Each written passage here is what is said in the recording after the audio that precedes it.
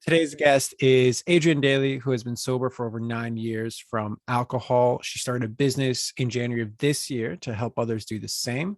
And in her business, her main focus is helping people overcome their battle with alcohol addiction, especially through focusing on the subconscious roots versus just the surface level issues. So, Adriane, thank you very much for being on the show. How are you doing today?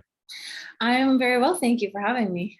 You're very welcome and definitely excited to dive into all of these things with you. So, I'd love for you to give us a little bit more context on your story and how your business actually came to be.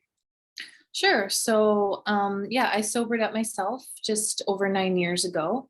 I worked in social services, but I always um, felt like I went through that for a reason. I learned a lot from it, and I wanted to bring it forward.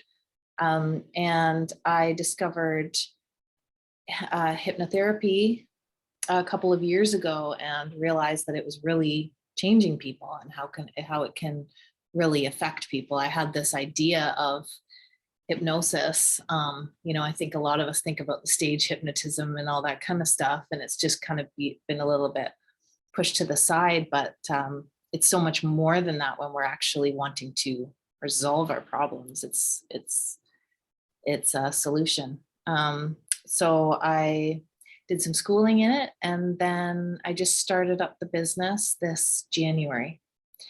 And my focus is to help others who are struggling with alcohol to let go of the drink.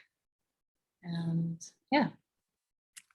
Beautiful. So, in that case, it's clearly a problem that, either is very extreme and then like we see the consequences of it, or there's like this other subsection where like it's such a big spectrum of like, no, this isn't really an issue. Like I'm just like having a few drinks and then everything in between. So I'd love for you to kind of dive deeper into, who is it that you actually help and kind of what's your specialty, and just, I guess, give a little bit more context on that.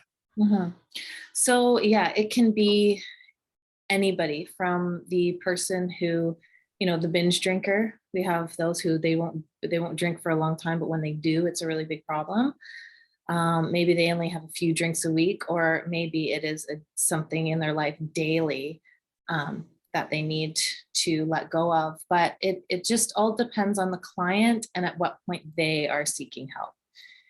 You know, there's no there's no level, like you have to be at this. You have to have this many things go wrong in your life before I can help you. Um, it's just whenever someone feels that it has become a problem, or they notice that they can't let it go on their own. Yeah, and then that's when I step in. Beautiful. So in that case, because I'm sure there's a lot of people that can relate to that and the struggle with that, Mhm. what is happening in your business right now, and like what are the main challenges that you're experiencing? So one of the main things that I found with um, having this as my niche and wanting to serve this group is a lot of people, well, first, a lot of people see alcohol as a solution. And so it is very difficult for them to see when it is the problem. Other things are going wrong in their life, but it's hard to connect that the alcohol is something that's contributing to that, because they lean on that to cope and to feel better, and maybe to sleep and socialize and all those things.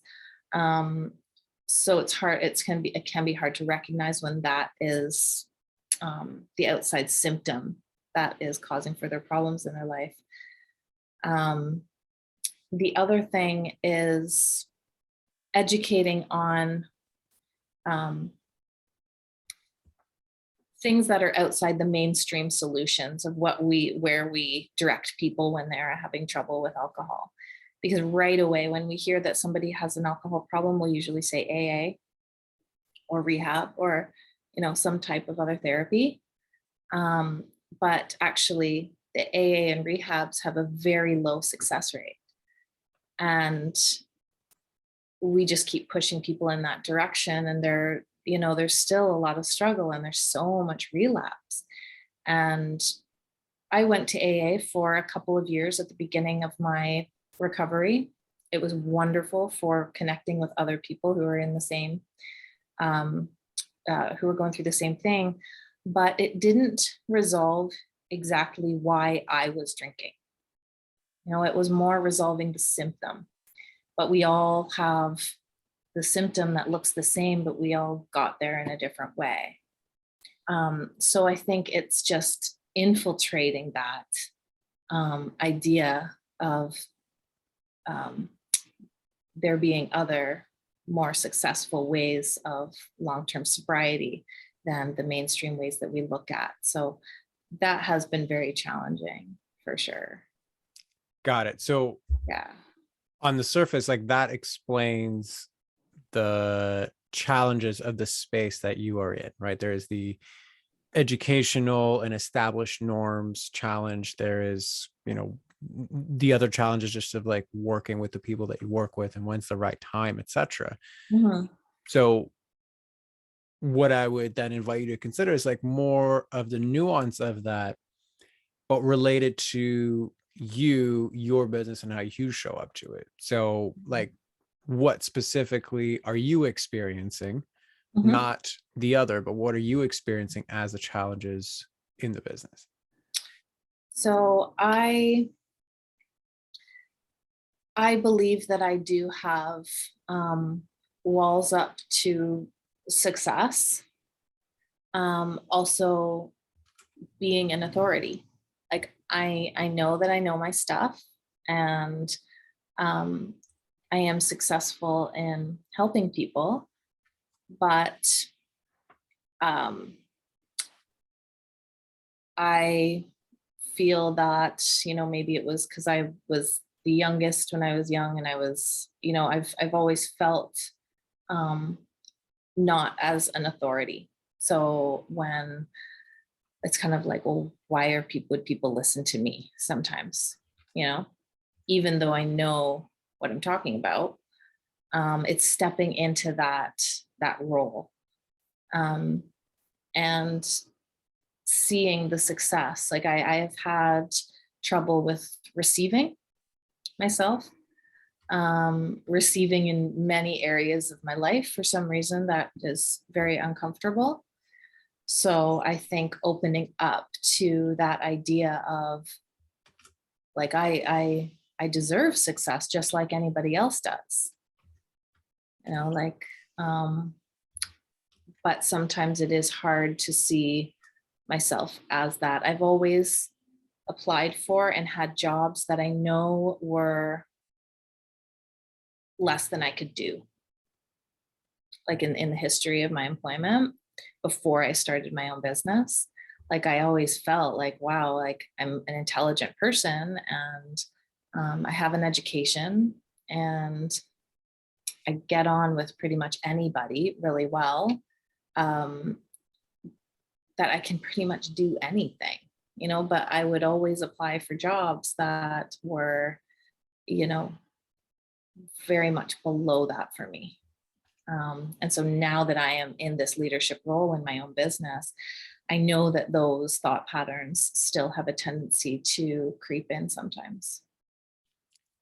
Beautiful. So Mhm. very well articulated and very self-aware, right? Like this is not your first rodeo in obviously having this level of introspection to dive into this. So I just want to acknowledge you for like how well you can just see exactly what the thing is and like where I ought to look.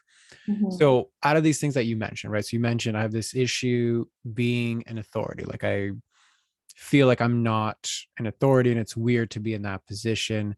This generalized trouble with receiving. So just being uncomfortable in or like receiving goodness, Mhm. or this pattern of applying for things that are below me in some way. Like my skill set is higher than, what it is that I'm allowing myself to experience.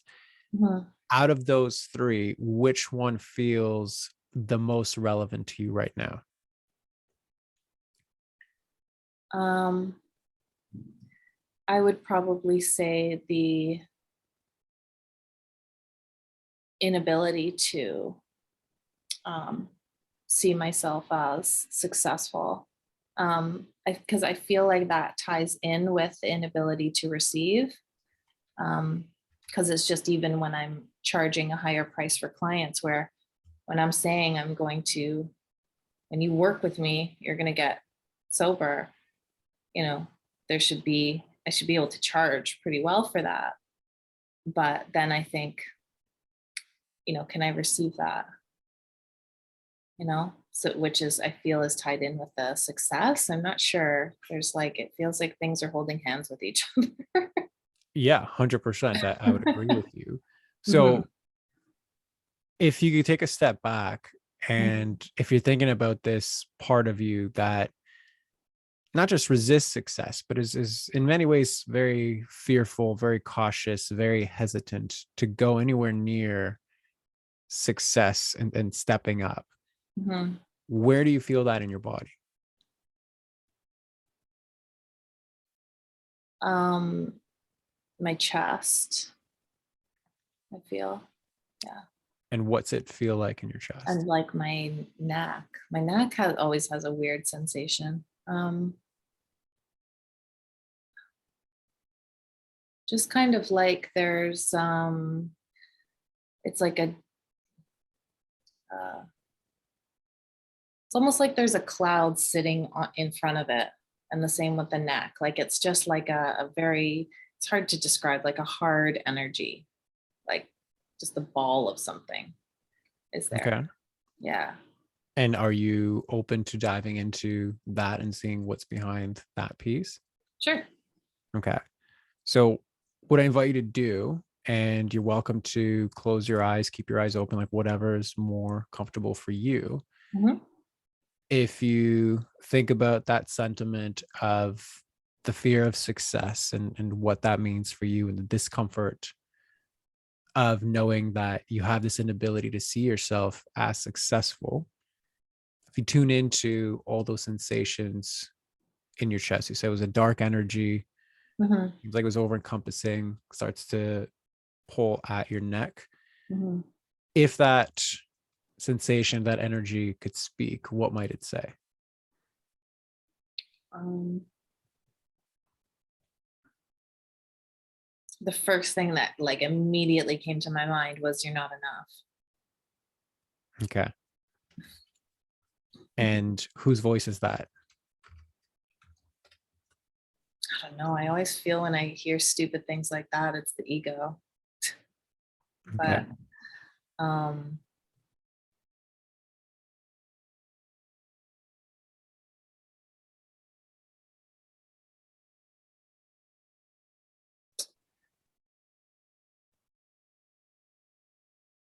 I don't know, because I feel like I started telling myself that at quite a young age. Um,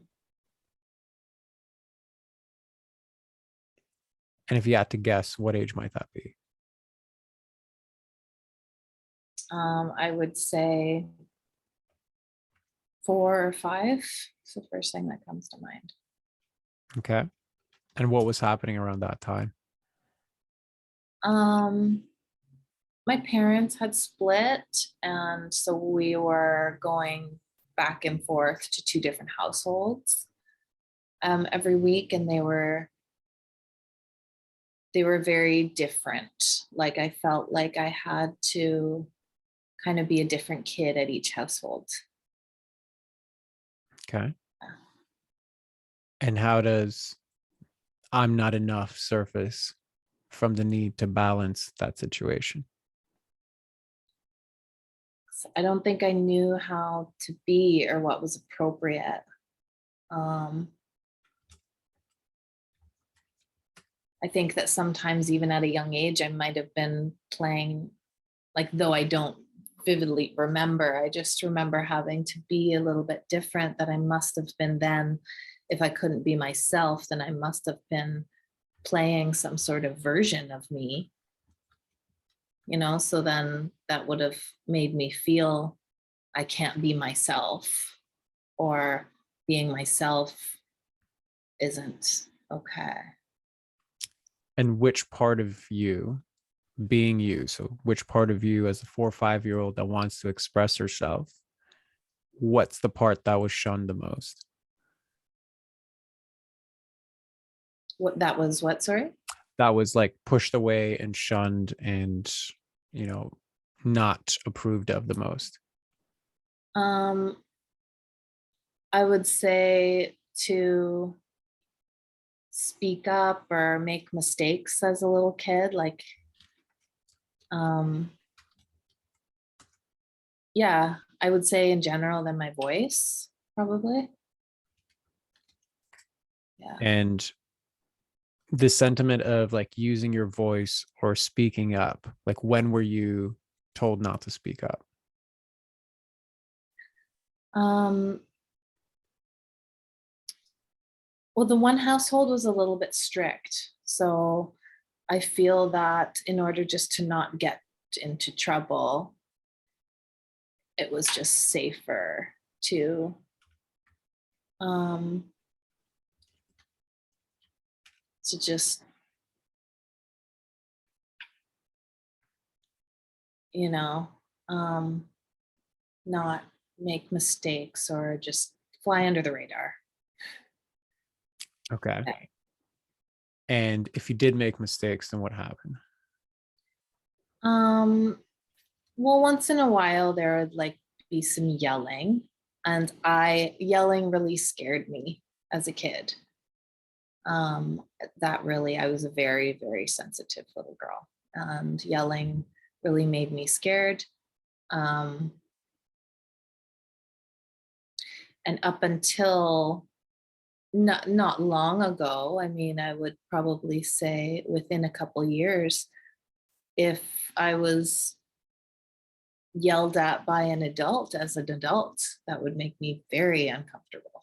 Like, it would be almost a regression for me. So even as an adult, if you were yelled at by another individual, it would Mhm. like snap you back to this time. To, like, I'm bad. Yeah. Okay, got it. Yeah. And were you yelled at in things related to like achievement? When young, Yeah.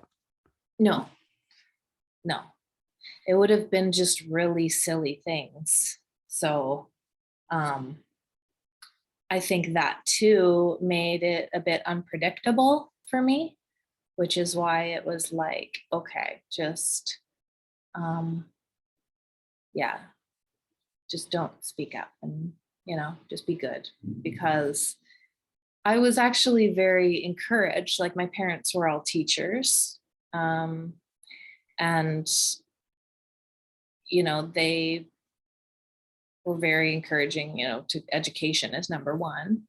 And I was never a bad student, here and there later on in life, but um, not when I was a kid. So it wasn't, yeah, achievement. I mean, and they supported sports we wanted to do or anything like that. We were really supported in that way. And going back to the sentiment of mistakes. Hmm. So when that 4 or 5 year old version of you made mistakes, Hmm. were they handled lovingly or were they handled roughly? Um, it's funny because I can't remember completely. I remember um,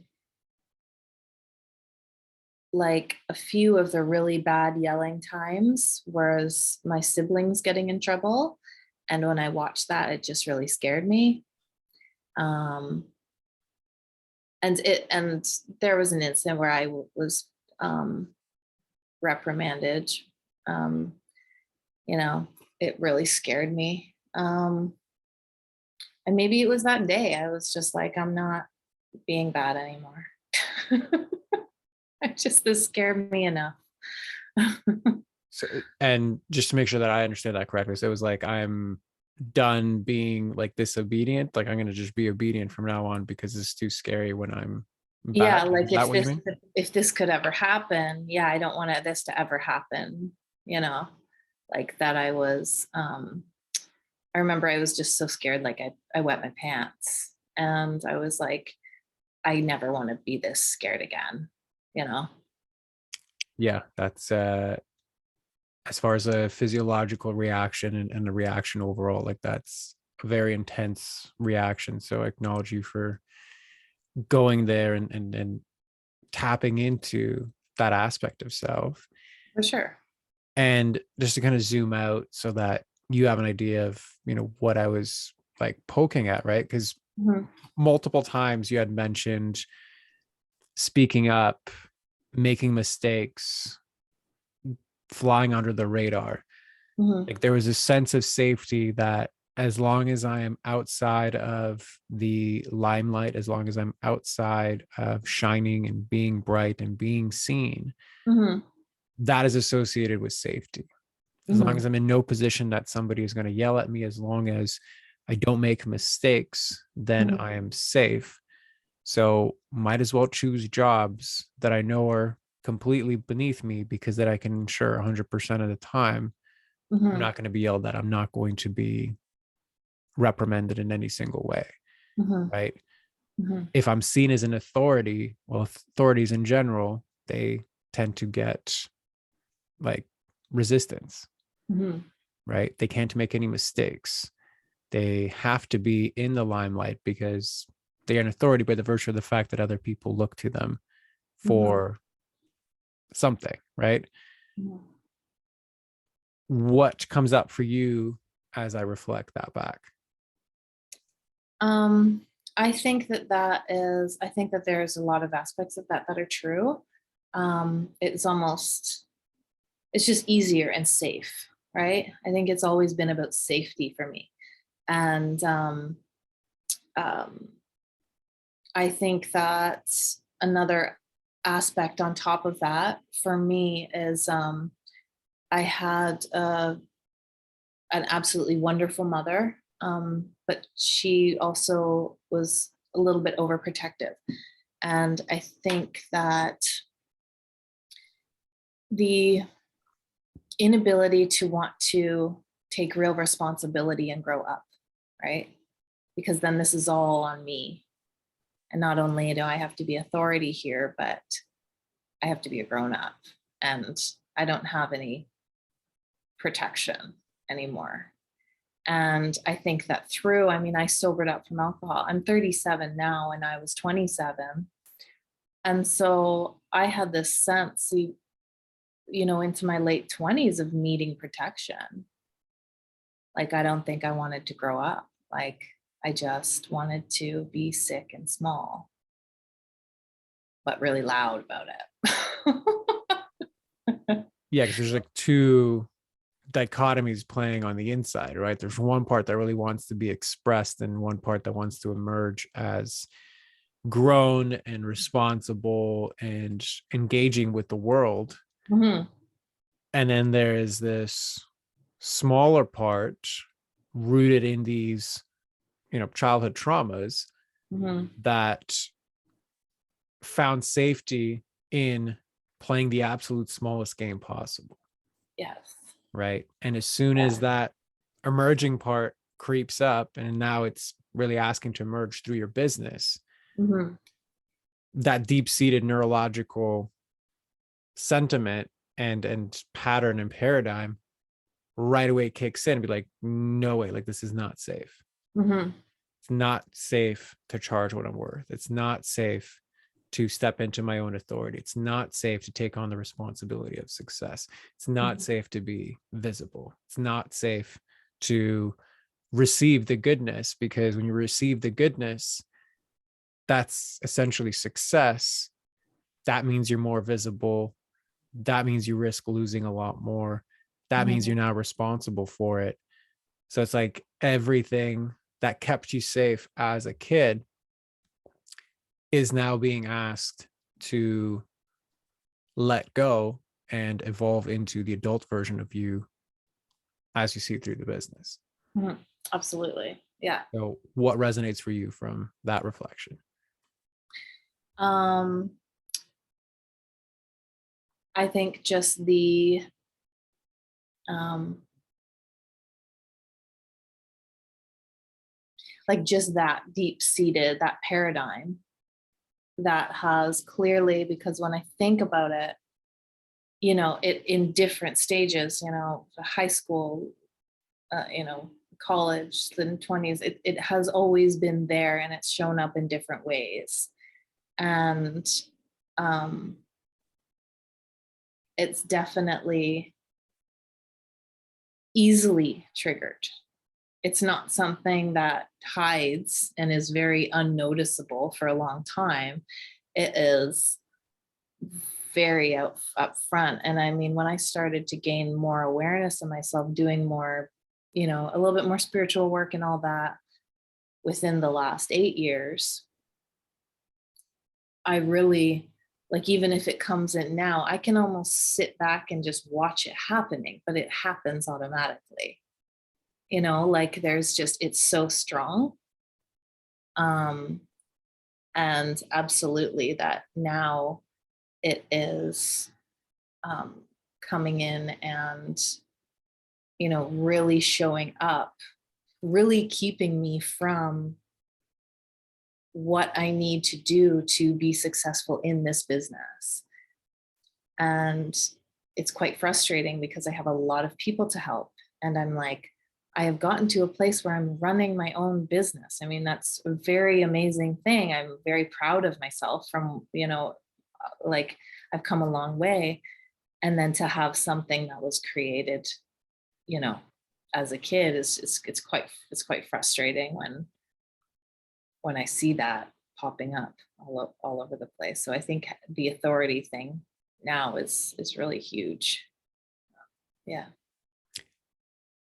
It is. And so first and foremost, I want to acknowledge you once again for the openness you have to the exploration. Like there's very little resistance to moving into that space, seeing yourself being reflected back, Mhm. um, which is a very good quality to have. So that's number one. Number two, I understand the frustration, right? Because it's like, as an adult, I logically understand this is silly. Yet here I have these quote unquote child problems that are wreaking havoc on how I feel, which is wreaking havoc on what I can do. And it's kind of holding me back. Mhm. While that is true, what I invite you to do is to first and foremost step back and allow some grace for yourself and for this part of you, namely because this is the part that kept you safe and allowed you to navigate the tumultuousness you did experience during those times. Mhm. And ultimately, it is a part of the story that brought you here. And I get that this is easier said than done. I've certainly done a lot of work on very similar sentiments myself, and I walk clients through it all the time. But Mhm. accepting it first is a big part of being able to change it. And the third part that I want to point out is like when you mentioned that um, story of, okay, like I wet myself because I was so scared of this. Mhm. Those kinds of imprints, like they exist in your neurological body. Mhm. They are deeply seated in the kind of like the hypervigilant exploring of the world to make sure that that never happens again, right? And in this instance, the business triggers it all the time, Mhm. which is also why I think, despite your self-awareness, it's extremely hard to solve this quote unquote problem kind of top down. So I'm thinking better thoughts. I have a better narrative. I understand the awareness around it. I have like the metacognition to like see myself doing all of this. That's certainly a part of it. Mhm.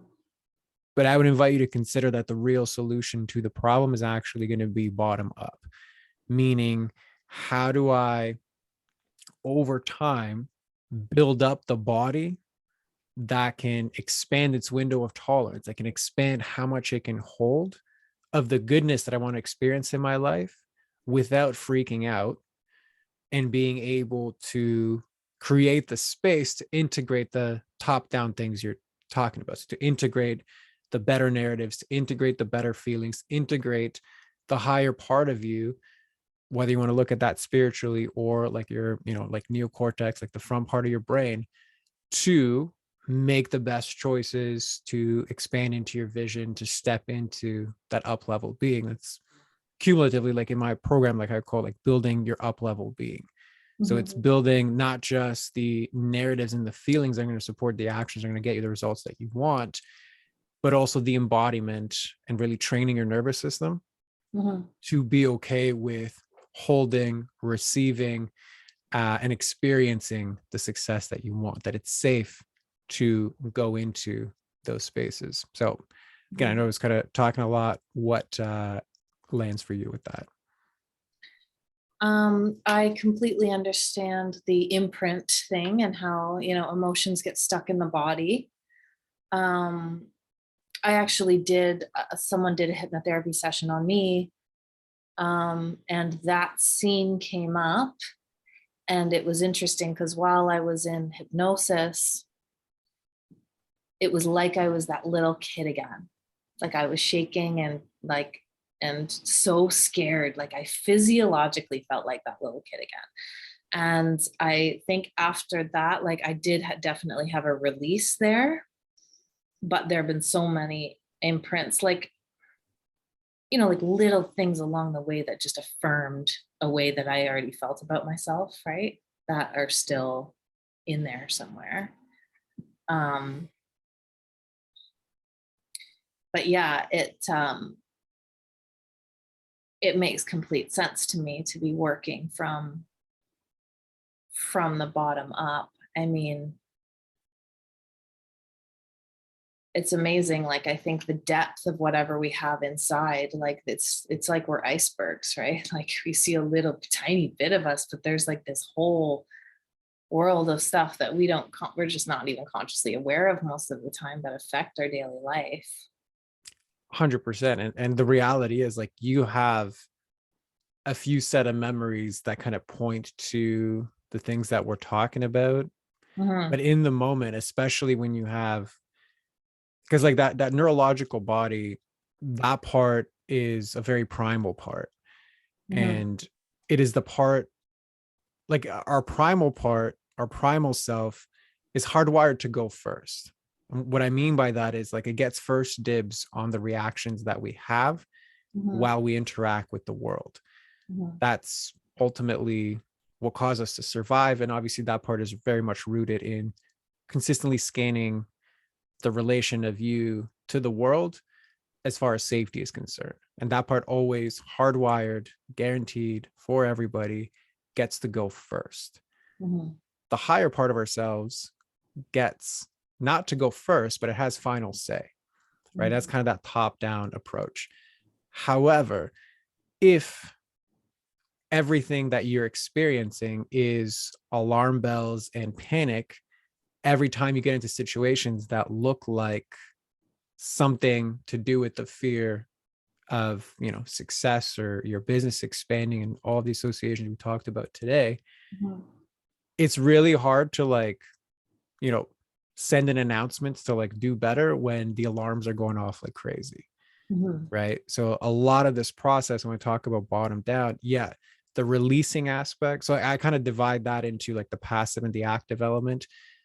The passive element is exactly what you described, right? I go into a hypnotherapy session and I go back to a state where I kind of feel the root of this and I somatically release it. And that is super important for really allowing the space for the active elements to occur. And the active elements is like building the new body, right? Like if you think of your old paradigm as like, this was the road that was repeated thousands upon thousands of times. It's been paved, it's been run over, it's been established in my body. That road is separate from the road to success. So even though it still panics when I move into the space of success, my body actually hasn't built the roads. And when I say roads, I mean like neurological connections, neurological roads to experience success in a safe way. So it defaults to what it knows, despite the fact that I know the origin. I've released some of it. I'm aware of what it is, but doesn't matter. That's the only road that is triggered when the environment prompts it. So the active part of this is, how do I learn to self-regulate, allow myself to experience the success that I'm looking for, actively doing the things that are going to trigger it. And it's the combination and the dance of both that ultimately is going to move you to become the up-leveled version of yourself that can hold all of this, that can be happy to do all of this, that can, thrive in this challenge. That's kind of the interplay of both. So again, what reflects, or what comes up for you as I reflect that back?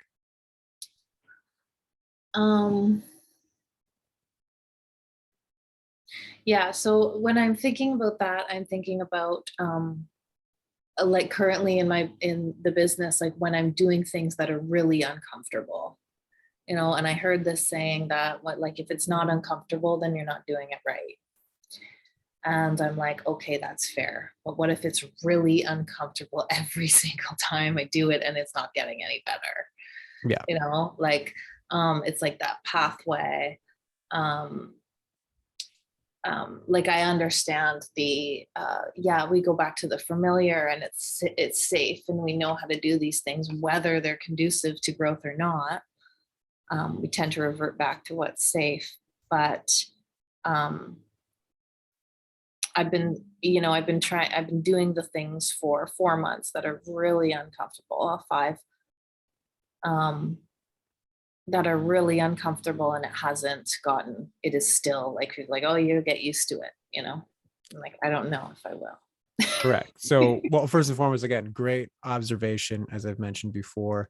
Mhm, Um, and also something that is definitely very common. So usually when I encounter that, again, both myself and with clients, mhm, it comes down to a few different factors, right? And I'll give you the general bit, and then you can obviously comment, and it's a much more nuanced conversation than like what we can get into today. But in general senses, the intention behind it is quite important. I think it's the primary thing. So oftentimes when we do and hear these kinds of normal cliche advices, right? Like, you got to do things that are uncomfortable in order to grow.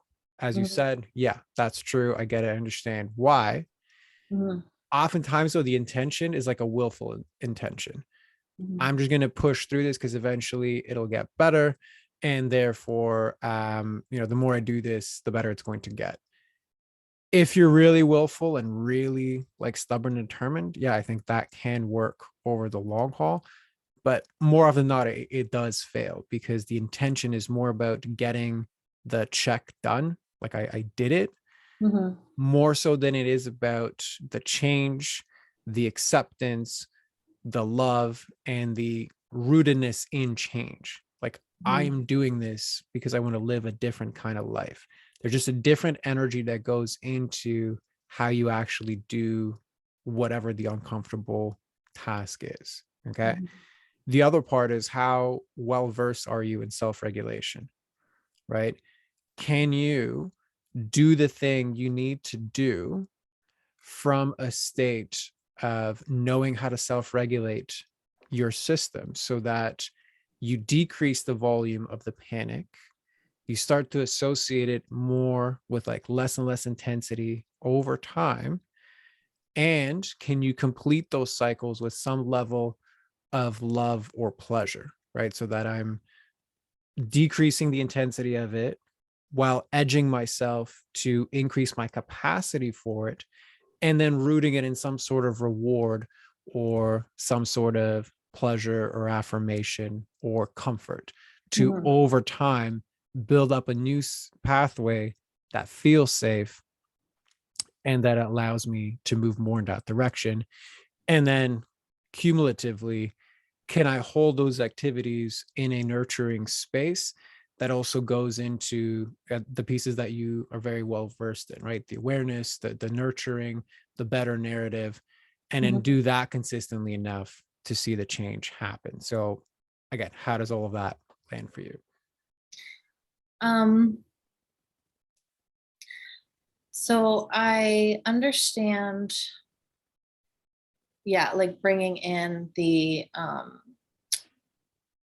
like the different energy and the nurturing and the leaving it, like you're leaving whatever the task is like on a high note, you know, you're taking something away from it. Something I have been working on lately is forgiveness, right? So like forgiveness, like whatever I'm done or doing, what I'm doing, what other people are doing, you know, if I'm doing something really uncomfortable, forgive yourself for being uncomfortable, you know, like this is the way it is. So trying to transform the energy in that way, because it is softer, and then I'm more compassionate to, you know, um, I'm not having expectations on myself, right, on how I should be and how I should be performing. It's just more, yeah. So I do understand that, like the bringing in the other energy. I forget what you said before that. Sorry. I have no idea.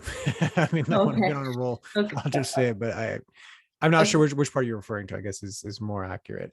Um, what I will comment on there is the nuance behind that. So Mhm. the forgiveness, 110%, that is a beautiful energy to hold the space for like what you're moving through. Mhm. It comes in line with that whole acceptance bit. Like when you accept something, there's less charge to it, there's less judgment to it. So you are able to progress with a little bit less friction. Okay. Mhm. Here's where it gets a little bit tricky. Like everything that we identified today, like it's rooted in my fear of success. Like that Mhm. if we have to put an umbrella in it, it's all of the sub aspects of succeeding, being Mhm. visible, being an authority, stepping into the responsibility, holding more, charging more, receiving worth. Like it all kind of comes into that whole umbrella. Mhm. You can completely forgive yourself for the hate or whatever the emotion is, like the judgment, the bad feelings you have surrounding everything I just listed, Mhm. and never actually move forward. And what I mean by that is you can be like, I forgive myself, I understand myself, I accept myself. But neurologically speaking, that primal part of you, it does not understand forgiveness in the way that we cognitively understand it, like we're talking about it now. Mhm. All it understands is there is danger when I take on responsibility. There is danger when I am put in the limelight. You can forgive yourself for that feeling, and that'll clear up the space for you to address it. But it Mhm. doesn't go to the core of the issue, which is it fundamentally feels unsafe for your system to actually step into the parts of you and the actions that are required of you to Mhm. actually build the business in the way that you want. So, does that Okay. distinction make sense? Yeah. Yeah, I understand that for sure. Yeah. Yeah, like, I mean, because the inner mind, the inner, it doesn't know how old we are, and it doesn't know what we believe is good or bad on what is conducive to us in our current environment, right? So I'd be like, Correct. what's this softer energy? Anyways, push that aside. This is the real stuff. Correct. Yeah. And Yeah. even like that whole like what's good or bad, like that's our higher brain, judging and rationalizing something that's going on. Yeah. Your primal brain, your neurological body Mhm. is simply saying, this is danger. When it's dangerous, we do this. Historically, we've kept alive doing Mhm. this. Like Mhm. I've been alive going under the radar. Mhm. I've been alive when I took jobs that were below my skill set. Mhm. As far as that part of yourself, you've successfully stayed alive doing these things. There is a major benefit to you staying the same from that perspective. The higher you doesn't like the consequences of that and knows it's meant for more, but that doesn't take away the fact that the part of you that goes first is rooted in a different definition of safety than the higher part of you. Yeah, for sure. So that's kind of the distinction that I would add. So I know this is something that like, okay, we can both geek on and kind of like dive into, in addition to like, there's only so much we can do in the diving in of what's present for you.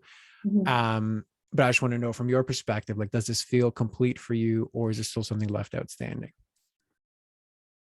Um, no, I don't feel anything um left outstanding. I mean, one thing about getting sober is like when you really have to look at yourself. So I have like intensely become aware of a lot of things. And it is it is a benefit, but also sometimes a detriment, because then you really recognize, it's like the two minds are completely separate, and you're like, I see what I want, but this is driving it, and the frustration that can happen when that programming is so solid, you know. Yep. um I understand your pain very yeah. well. I get it. Um, and what I would add to it is like, as frustrating as it is, it's not impossible to change, right? Like, I mean, just like you've experienced with one very hard to change, program and paradigm and habit. Mhm. It's also not impossible to change this one. So that is the good news. Absolutely. Yep, I agree. Beautiful. So in that case, what I'd love for you to do is just summarize your experience and, what were your takeaways, what were your highlights from coming in here and kind of getting to the end of this process, just in your own words. So, I think that for me, it has again been really good to highlight like a further understanding of um, really because I knew the success, seeing myself successful and the authority was a problem. But having the looking glass more on why that is. And like, because when I hear you talk about it, and when I'm talking about it, I can be completely immersed in it, right? In the story. But when I hear you say it, I'm like, man, like that lower mind and the higher mind, like it's like this is doable to overcome. I am bigger. There is a part of me that is a lot bigger than this paradigm that is driving these um like the lack of success in the business. Many people have done it before, but when I hear somebody else kind of feed back to me what's going on, I found that very helpful, because it's a different perspective. And it's like a further stepping back from it and seeing like, okay, that's what's, I'm bigger than that. Yeah. 100%. And I'm happy to see and hear that that's what's coming out for you. Cause yeah, I could not agree more. So thank you Mhm. for that summary. And then if you can just close us off, let everybody know what's the best place to find you, who's the best person to find you. The floor is yours for that. Sure. So if you are looking to let go of a drinking problem, or you know somebody who is, I do have a website. It is at www.mindalignedhypnosis.com. Um, and the method that I use is very unique. It's not your regular style of hypnosis. It's just hypnosis to the point where we're working with the subconscious mind, because that's where the problem is. I'm also on Facebook. So if I think I'm the only Adriane Dailey on Facebook, and Instagram as well. Yeah. Beautiful. Well, we'll include all that in the show notes as always. Wonderful. So thank you very much for coming on. And then for everybody listening, you can hear my wrap up after this episode. Otherwise, we'll see you on the next one.